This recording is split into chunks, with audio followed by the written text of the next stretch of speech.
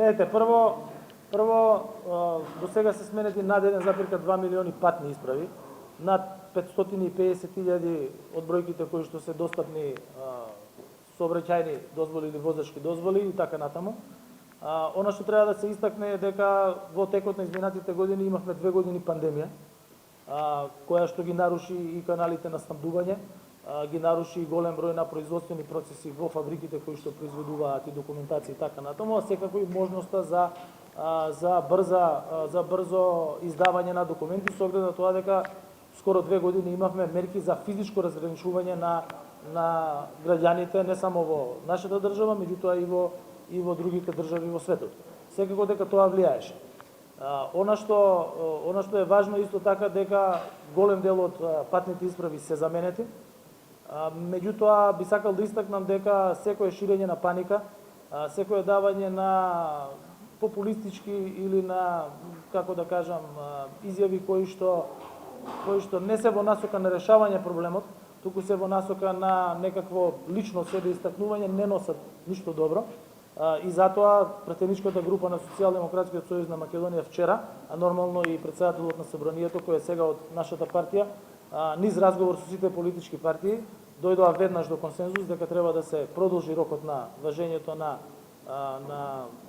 документите кои што се за внатрешна употреба, и тоа се направи. Нашите министри денес на владата ќе предложат решение со кое што замената на сообраќајните на возачките дозволи, сообраќајните дозволи до крајот на годината ќе биде бесплатна на трошок на државата, за да може и тој процес до крајот на годината да се реализира како што треба. Се надевам дека Министерството за внатрешни работи со сите своји управи и со своето раководство ќе успеат да обезбедат навремено снабдување со образци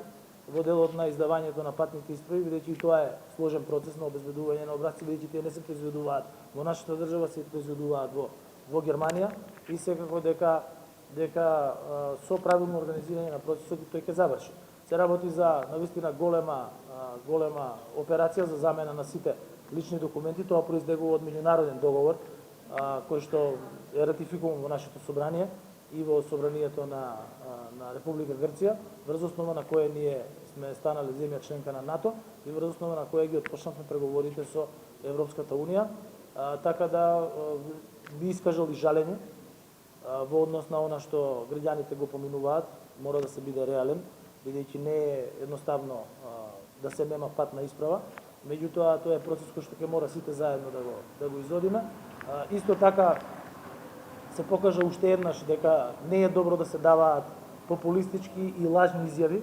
бидејќи ние бевме сведоци во текот на изминатите 4 години дека каде што дел политичари кажуваа немојте да ги заменувате документите бидејќи ќе го вратиле името. Сега гледаме дека тие политичари стараат ден од владата, тие не велат дека ќе го вратат името назад и дека ќе го сменат уставот. Таква изјава не слушнавме.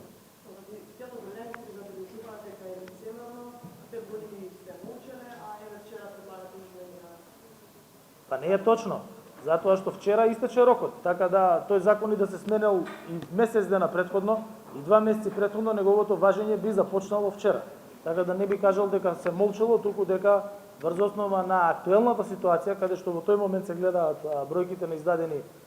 документи од било кој тип, се прави пролонгирање да може да се користат во државата. Бидејќи една работа да не заборавиме, патна исправа за меѓународно движење не се издава заради институција и заради државата, туку заради патување во странство. А нивната важност е дефинирана во меѓународен договор кој што државата го има потпишан и ратификуван.